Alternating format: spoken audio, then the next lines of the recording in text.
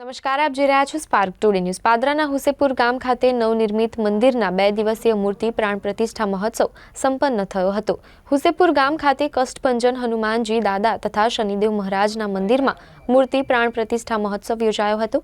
હુસેપુર ગામે નવનિર્મિત મંદિરના શનિધામ મંદિરના મહંત શ્રી મોહનદાસજી મહારાજ દ્વારા નિર્માણ થયેલા મંદિરની મૂર્તિ અને પ્રાણ પ્રતિષ્ઠા મહોત્સવમાં વિવિધ ધાર્મિક કાર્યક્રમોનું આયોજન કરવામાં આવ્યું હતું।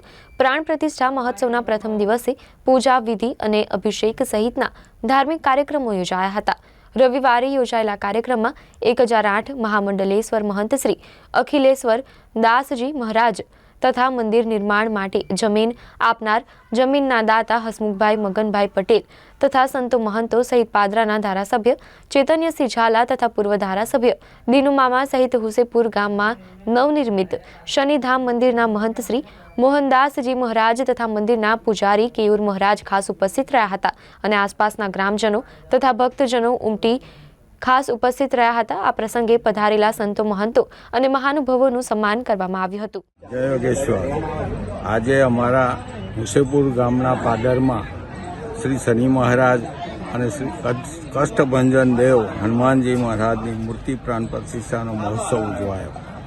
તેની અંદર ગામના સૌ ગ્રામજનોએ, આજુબાજુના ભાવિક ભક્તોએ, આમંત્રિત મહેમાનોએ ભાગ લીધો અને ખૂબ આનંદથી આ ઉત્સવની ઉજવણી કરી।